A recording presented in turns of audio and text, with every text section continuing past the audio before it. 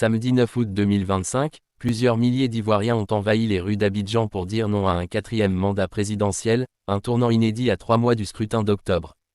La constitution ivoirienne limite à 2 mandats présidentiels.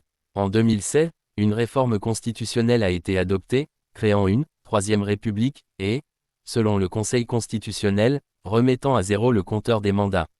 En juillet 2025, Alassane Ouattara, au pouvoir depuis 2011, a annoncé sa candidature à un quatrième mandat, arguant de la légitimité de cette interprétation constitutionnelle.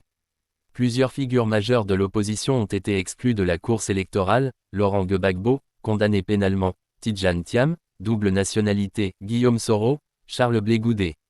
Laurent Gbagbo a dénoncé cette démarche comme une dérive autoritaire, affirmant notamment « ce n'est pas du droit, c'est du n'importe quoi » et appelant à la mobilisation populaire. Samedi 9 août, des milliers de manifestants ont défilé pacifiquement à Abidjan, notamment à Yopougon, réclamant la réintégration des opposants sur les listes électorales et exprimant leur refus d'un quatrième mandat. Des slogans comme « Nous ne voulons pas d'un quatrième mandat » ou « Nous voulons la candidature de Gbagbo et Thiam » ont été scandés par les manifestants.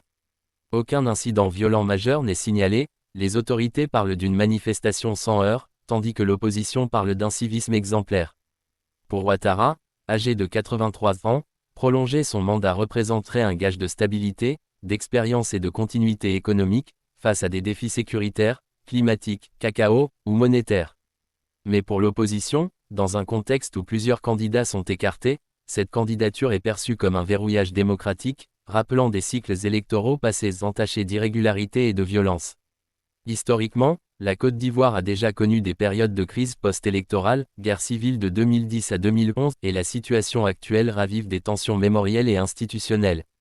Avec la présidentielle prévue pour fin octobre 2025, le climat reste hautement tendu, entre revendications démocratiques et volonté d'ordre.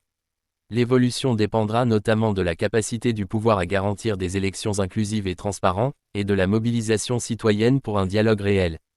Cette situation reflète un dilemme classique, stabilité versus renouvellement démocratique, et pose la question, jusqu'où peut-on réinterpréter une constitution pour rester au pouvoir? Cette vidéo ne constitue pas une prise de position, mais une analyse basée sur des faits disponibles au moment de sa publication.